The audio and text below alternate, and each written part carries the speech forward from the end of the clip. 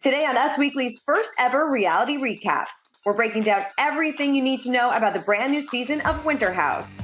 We've got exclusive interviews with the cast. I mean, it's very tough to film with your ex, right? It's like you normally just aren't going to go away on like a vacation in the same house with your ex. Well, I mean, how would anyone feel if your ex continued to show up at your office and it's not even like they're going to work on the other side of the office? They're just going to chirp at you. Then Amanda Batula opens up about fertility struggles. Like, I'd wear a baggy shirt and people like, she's definitely pregnant. It's like, I'm just wearing an oversized t-shirt.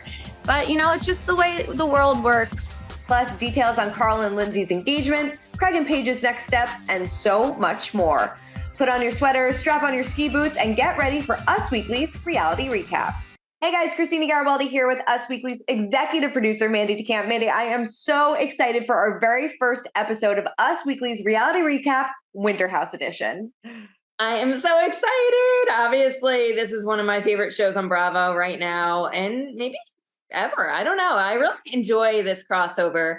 I feel like I didn't want to like it. You know, I was like, really? Are they really going to do another mashup? But I like it. What do you think? I like it too. I love Winter House. I think it is so much fun. We have a little Vanderpump. We have Summer House. We have Southern Charm. It's the mix of all the best worlds of Bravo. So they're all coming together for another fun season, and we are going to be recapping it every step of the way because we know that you guys love the other, like I said, Southern Charm and the drama that ensues from all these crossovers. So I think it's going to be really great. I'm super excited. We're going to recap the entire premiere a little bit later in the show. But tell us in the comments what Bravo shows or reality, it doesn't have to be Bravo, what shows do you like to see, would you like to see a crossover of? And then also, what do you want to see us recap on here? So let us know in the comments. Definitely let us know. All right, before we get to the recap, our exclusive interviews, we want to introduce you to some new cast members. We have a bunch of new cast members joining Winter House. First up is Rachel Clark.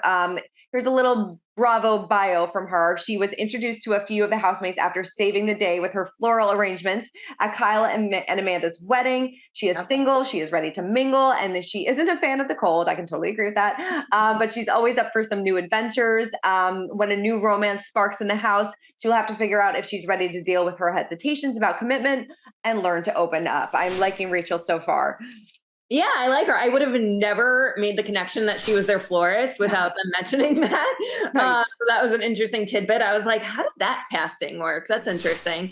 But I like it. I like her. I think that she's a fun addition, and I'm excited to see her kind of mix things up with Jason maybe down the road. I think we saw that in the preview for the season at the end. Definitely. Yeah. What do you guys think of Rachel? Let us know. So next up is Corey Kiefer. Definitely a party animal. His Bravo bio says, an adrenaline junkie at heart and gym owner by trade, Corey comes to Vermont to meet women and hang out with his best friend and college roommate, Craig. It isn't long before Corey becomes the house heartthrob and catches the eye of more than one of the housemates. But will he be able to commit his attention to one person? My answer is probably no. Probably not. Good prediction. Yeah. What do you think about Corey? I like him. I think he's going to be like, you know, like they said, the house heartthrob. He's going to be playing all these ladies. And I think he's going to stir up a little bit of trouble, but I think he's a fun addition. I'm surprised we haven't seen him on Southern Charm in the past, considering he's one of Craig's really good friends. So I don't know. We'll have to wait and see, but I like him so far. I like him too. His gym was very cool. I like that he made an Instagrammable gym, which is so annoying, but also like also genius. Also genius. So I think that's great. I think in the premiere we saw more of Luke and that love triangle and all of his stuff. But I hope we see more of Corey down the road. I think so. And then finally, we have Jessica Stalker, who is Lindsay Hubbard's twin. Her Bravo bio says that she is a beautiful metaverse real estate agent, investor, and entrepreneur from Los Angeles. We know that Jason slid into her DMs, and that's how they got connected. And she was excited to join the house and show off her wild side to a completely new group of friends. While her party girl behavior gets her into hot water with some of her housemates, she'll also explore a romance that has the potential to last beyond the winter vacation. I agree. I think she and Luke are like perfect match. I do too, and I'm excited. I feel like Luke hasn't gotten much of a partnership with anyone in the past few seasons of all of these shows, so I'm excited to see that. Although then it seems like he might leave next week. because of a fight with Craig. So who really knows? I feel like Luke is always on the cusp of leaving though. He's like, why am I here every single season? Like, why am I doing this? Yeah. But one thing I will say though about Jessica is it seems like a total casting. Like 100%. he slid into her DMs. Did he really, or did they ask him to? I mean, she's from California. Why is she connected with this group? Right. It's a little bit of a casting. It seems suspect, but we'll take it. All right. Well, let's get into this week's exclusive interviews and kick it off with Austen and Craig, who dished on the new season. Take a look. You know, in the teaser, we see that there's some drama possibly between you and Lindsay, maybe around the time that she announced that she and Kroll were together. Did you guys hook up? What kind of went down there? Yeah. So that was, I mean, first and foremost, I didn't know that there was some sort of timeline issue. I didn't know that the timeline of it all was being questioned. That was never my intent when I brought it up to a few of the girls in the house prior to Lindsay getting there. Is when I told the girls, and then the girls kind of put their heads together and were like, wait a minute, that's, there's like a timeline issue here. And I never meant for that to happen, because I was like, oh no, now I'm meddling with their brand new relationship that they seem to be really happy in. And I was not on the best terms with Lindsay too, going into that house. And so she was one of those people that I was anxious to talk to figure out some things. And then you add that on top of it, and it's just like, oh no, what have you done? So you're going to see how that works out, but just know, that I was not trying to meddle with their relationship. That's what I feel bad about. Honest. Did you reach out after she got engaged? Where do the two of you stand now? Oh my gosh. Yeah, of course. She and I talk and we text. It's not as much as we used to, because she has a new person, and Kroll is that person for her, but she, reaches out when, she sees things and as she hears things. And after the reunion, she was like, I'm sorry to hear that, you and Olivia didn't, work out, blah, blah. Let's chat soon. So we do talk, but just not as much as we used to. And then going into next season of Southern Charm, do you feel more comfortable now filming with Naomi than you did last season? Because, obviously it's uncomfortable filming with your ex, as Austen knows. I mean, but do you feel more comfortable going into next season? I mean, if you ever saw us film again, it just wouldn't be accurate. We're not in each other's lives. She's been dating someone for 6 months. She has her own life and I have mine. There's a way to coexist in Charleston, but yeah, I this year just got a little out of hand. So do you regret anything? Like I said, I'm working on my delivery. Most of the time my message isn't that far off. I think Austen can agree with that. It's just I get frustrated sometimes filming when I think things are happening that shouldn't be, and I gotta figure out how to deal with that, and that's on me. I mean, it's very tough to film with your ex, right? It's like you normally just aren't gonna go away on a vacation in the same house with your. It's just I mean, how would anyone feel if your ex continue to show up at your office and it's not even like they're gonna work on the other side of the office? They're just gonna chirp at you. I mean, that's literally what happened at the reunion. It's like my ex was there at my job just to chirp at me, just to chirp, and it was just like, are we done here? Right. I don't even think I could breathe the same air as my ex. So I give you credit. And that's the thing. It's not that anything's unresolved. It's just, it wasn't as smooth as it could have been, but no, we live very separate lives now, and we can cordially coexist, but no, you won't see us hanging out anytime. Yeah. Say what you will about Craig and Austen, and I've said it myself, but they are a good time together. They are a good time together. They really are. Do you agree? I know we're talking Southern Charm a little bit, but do you agree with what Craig said, that he's the most famous person on Bravo? I've thought a lot about this. And, in this moment, I think he might be. Although I think the pillow money is going to his head. And we'll talk about that when we recap the episode. But I think so too. And it makes me so sad because I love Craig. I love Craig too. And we've interviewed him in person in studio over Zoom. He's a nice guy. Yes. Yeah. But that pillow money, it'll ruin you. Talks, I guess. Well, we also caught up with Amanda and Kyle, the newlyweds. This is actually the first time they're shooting, I think, as a newly married couple, which is interesting. We see a different dynamic there. And she opened up about the fertility struggles that she talks about in the premiere. So take a look. You said this is having the dogs is kind of getting you ready for the next step. I mean, you do open up about, wanting to start a family on the first episode of the show. I mean, how difficult was that for you to open up? And I mean, Kyle, how difficult was that for you to watch? Because at the time, Amanda, you said you really didn't talk about it all that much. Yeah, I think it was something that was kind of like weighing on me that I didn't want to worry about. So I didn't really talk to anyone about it. And then except for my doctor, I was like, hey, this is going on. And then, so, after a few drinks and being with my best friend in person, it just kind of like spilled out, because it was something that, you don't really anticipate or expect that you'll go through. Yeah. I mean, this is kind of the interesting part of being on a show, right? These are things that you normally wouldn't see, this conversation between Amanda and her best friend, and then you get to watch it and be privy to it. And so, yeah, I mean, it's at that time I knew very little. I was just like, oh, she's going through some hormonal things, like, Yeah, I didn't want to like scare him either until I knew more. And also, like, what does he know about the female reproductive system? He doesn't know how it works. He's like, no period, cool. Yeah, I was like, this is great. Right. And I mean, I know it's a personal topic and it's a sensitive topic, but where are you at in the process now? You can answer me if you want to. If not, it's totally fine. Yeah, just dealing with whatever's going on. We're in a better place now. There's still some unknowns and things that we're working on, but nothing that is, as of now, preventing us from making a family in the future. So that's great.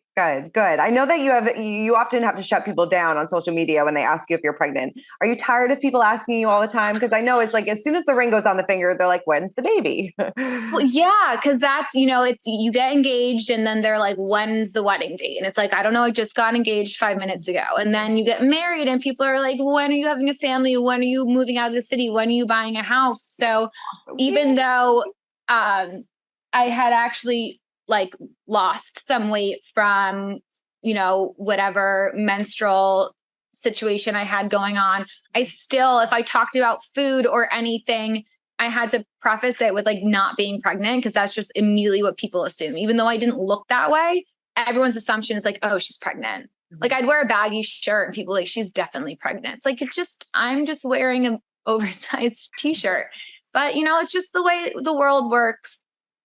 Yeah, that was a really raw moment from Amanda, even though she said that she was a little tipsy, but it's definitely a hard thing to deal with, and going through it on camera and things like that. It was good for her to open up about it. Definitely. And I follow them all on Instagram, and I do see people comment all the time, are you pregnant yet? And that's hard to hear all the time. And I know that we ask people too, and it's hard for us to ask people, but it's a hard thing to talk about. And I felt for her. I do too. No, even when I asked her the question, because I'm like, I don't, it's a private thing. And if you don't want to talk about it, you don't have to, but right.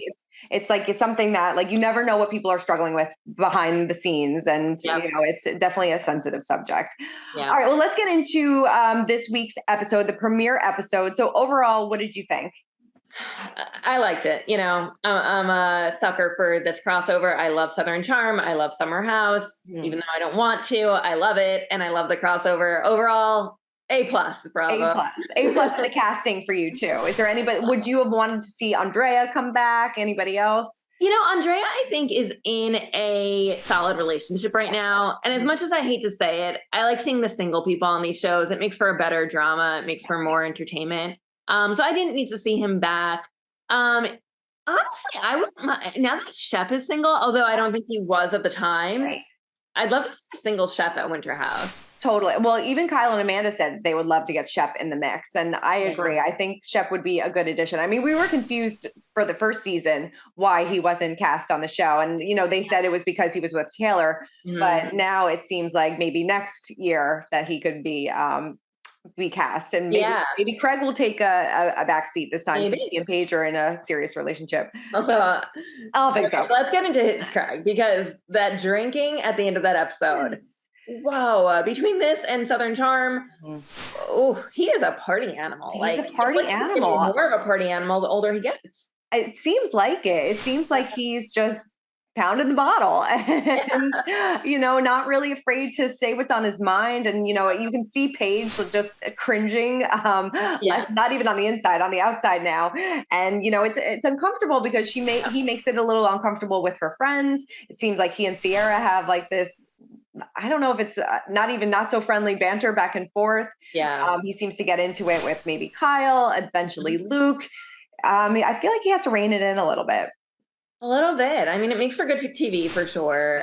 With Paige watching this back and then watching back the end of Southern Charm where he fought with Leva, I wonder if she's going to be like, you got to rein it in. Yeah, I feel like she might say that. I feel like it's getting a little out of control. So let's talk about this Craig pillow talk money. He paid off Kyle and Amanda for taking the master bedroom. Like, really? I mean, as Paige said, like, we're not in the mob. Like, what are you doing? Carrying around $100 bills. Like, I love that Kyle called it pillow money. I'm so curious. In that moment, I was like, I wonder if his store in 10 years from now is still going to be doing well. Yeah. Do you think so? I don't know. I mean, it's hard to tell. I don't know. I don't know if the show is the show is really promoting his business. Obviously it helps tremendously, but if the show is not on the air, are people really going to be going to Sewing Down South to buy their pillows? I guess it depends on what type of market it's in. If he starts, putting his stuff in like Target and Walmart and home, I think it's in Home Goods, but in all these big stores. It's in Home Goods. I shopped. Yeah, right. So if he gets into like all these big companies, I think, yes, the company will still do really well. But if it's just the flagship store, I don't know. I mean, I'm supporting it. I have a picture. I'll show you guys. It's of my dog sleeping on his pillows, and they're great pillows. I like them. them. And the store, I mean, from what we've seen, because we did like a little video tour with him of it, it's more than just pillows. It's candles. It's every, Pinterest boards. Yeah. It's got Trop Hop in there too, if you want to have a beer while you're. Trop Hop on tap. I mean, and if you've been to Charleston, it's on King Street, which is a super like affluent street of shops. It's when he first said he was moving in there, I was kind of shocked because I think it's right across the street from Leva's restaurant too, right? It's like or right around the corner. So definitely he's got a good space. He's invited us down. So whenever we go to Charleston, we have to go into Sewing Down South. I also wonder, you brought up Leva's restaurant. I wonder what behind the scenes has gone on since their store and their restaurant are so close to each other. There's got to be a lot of overlap with their employees and drama behind the scenes. Like, does he actually go to the store that often? Which he does. I see on his Instagram, he's there a lot. But I do wonder if that sparked some. I wonder if we're going to see that on Southern Hospitality when Leva's show comes out. I'm ready for that one too. Ready for it. What else went down? Let's continue talking about Craig a little bit with this whole Luke situation. He told this fireworks story about how they went to visit him. They set off all these fireworks. He freaked out, kind of threw them out. And now that they're on a rock, they have a bit of a rocky relationship. Yeah, I love the recap fireworks story. I see a lot of the reality shows are doing these like recaps now with these kind of dramatic scenes. We saw Wells do it a lot with Bachelor in Paradise. They're kind of ridiculous but fun. I don't know. I think they hate each other. Truthfully, I do. I think they hate each other too. I'm interested to see on how that goes down. I don't feel like Luke is leaving for the entire season. He probably just needs to like get out of the house and cool off a little bit. But and then the whole gist of it all, it seems like there were two of them really had a quick connection. They have a lot of interests. They both love maple syrup. So it seems like, and I don't really think that Jason cares. I think they probably met the first time in the car. Yeah, exactly. They DM'd. Yeah. Sure. Yeah, Jason doesn't seem to care. I think Jess and Luke are hitting it off. A match made in Vermont heaven. Totally. Yes. Was there anything else that really stood out to you this episode? No, just that end scene with Craig drinking, and Corey's obviously a huge party animal too. So it's going to be interesting. I hope, I can't wait for Tom and Tom to get there. Me too. I can't wait because like Kyle and Amanda said, Tom and Kody didn't announce their separation at this point. So it seems like he is like kind of really going through it. Like it was the end of the relationship. So it'll be interesting to see Tom's state of mind when he goes to Winter House. Yeah. Definitely. All right. Well, let's get into our social spotlight, see which cast member caught our attention on social media. Mine goes to Paige because recently she did posted a series of photos. She just said life lately and posted some photos of her and Hannah, her and Craig, enjoying some time on the beach, a bunch of selfies. It seems like they are living their best life together. They are, Yeah. Maybe they'll make it. Maybe. Definitely. What do you guys think? Tell us in the comments. Well, Craig and Paige make it. Yes, and Teresa Giudice posted a bunch of blue hearts, in the comments section. So I didn't know that Teresa was a big fan of Paige and Craig. That's hysterical. I didn't either. You mentioned Hannah. I kind of forgot about Hannah. I know. I did too. I wonder if she'll ever make a comeback. I don't know. I don't think so. Yeah, I don't think so either. I feel like they didn't cut ties very well with her. Right. All right. So mine goes to Shep. He posted this Instagram story about someone who met him. And the woman's name was Gail. She said, it truly means a lot to me when you unexpectedly meet a famous person and you realize they are not who the media makes them out to be. My best friend and daughter were in Charleston this past weekend for our annual girls trip and found out that Chef Rose was going to be judging a Wagoween Charleston contest. And we had to go. Not only did we see Shep, he was kind enough to stop and chat with us as well as letting us get a photo. We were very impressed with him.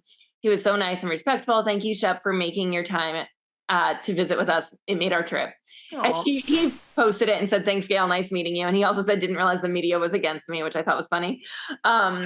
He's having a hard time right now with that breakup. I think a lot of people are taking Taylor's side with it. Too. I know this isn't about Southern Charm, but I did kind of respect how he handled Taylor going off on him at the reunion. I like how he just kind of took it. And didn't interject, didn't be like, you're wrong, blah, blah, blah. He let her kind of speak her piece. And I thought that was a mature way to handle it.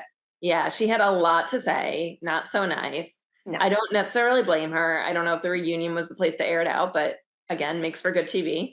I feel for her, especially with her sister going through what she's going through right now. And I kind of hope they get back together. I feel like if he's going to settle down, and I don't mean settle because she is not settling. Right. She's gorgeous and successful, but I think she is the one for him. I really do. I do too. I liked them together, but I just don't know if he'll ever settle down. I brought this story up because I met him in Charleston when I went there with my husband and my cousin, Megan, who lives in Charleston. And I didn't say I worked at Us Weekly or anything like that. And we met him in studio and he's super nice.